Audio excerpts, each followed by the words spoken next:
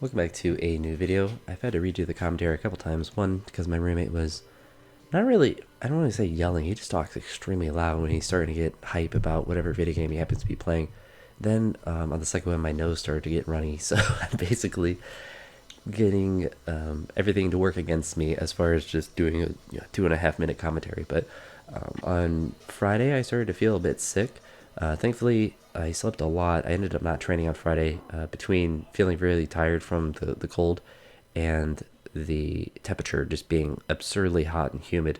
I kind of figured that if I went to do any sort of training, because I felt like I could have, I would have just felt really bad. But this session was from earlier in the week, and it was just a basic strength session workout. I worked up on the back squat, as you saw, the 205, and then did some drop sets here, just getting some basic work in. It's really kind of my favorite progression in squats, to kind of work up to something heavy, or at least something that feels heavy, and then to do drop sets. For whatever reason, if I do like that top set of 205 and then go back down, I feel like I could just do tons and tons of sets of 5 or whatever reps that I want to do on that day. But if I was just going to work up just at this weight, I feel like it would feel much more difficult.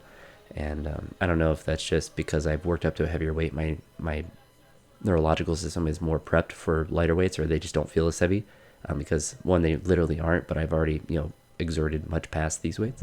I don't know, it's one of my favorite ways to do squat workouts, kind of like a pyramid, I suppose. After I did the squats, I did some stiff leg deadlifts. I went up to 205 with these, and the 205 felt extremely difficult, and don't think I had much more.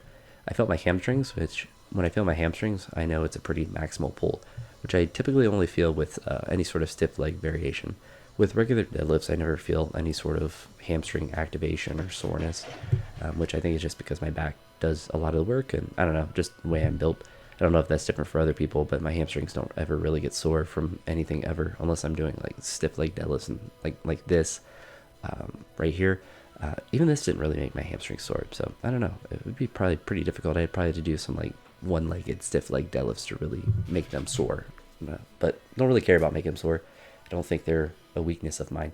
But like I was saying earlier, I had a bit of an illness Friday. Thankfully, like I still went to work and was fine and everything. I just felt really tired, so I ended up not training Friday. So hopefully Saturday I haven't trained yet when I'm recording this. Hopefully I'll be able to train, but had some good sessions this week. This was one of them, and I just want to continue to build upon it and continue to kind of replicate this workout as much as I can. Maybe not with that snatch RDL, but with the back squats, I would like to be able to continue to replicate it, because I feel like this is where my squats usually get the strongest, when I'm able to work up to something heavy and then do some drop sets and kind of just repeatedly go about doing it, even if I'm going up to the same weight multiple times in a week, because you build that tolerance to grinding out with the top weights and then the volume with the lower weights.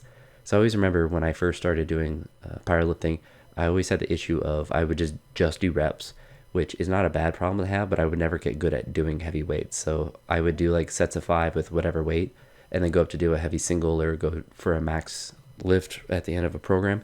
And I wouldn't really increase as much as I thought I would be able to based on what I've been doing for reps, because I didn't build up that neurological tolerance and also the skill of the heavy weights, which it is a skill to be able to work through heavy weights. So it's good to kind of get a balance of both, and it makes training more fun when you kind of have a top target, and then once you've done that, you feel accomplished. So it makes the drop sets a little bit easier, at least for me. I don't know, but anywho, that's it for this one. I'll talk to you all in the next video, and I hope you all have a good day. Peace.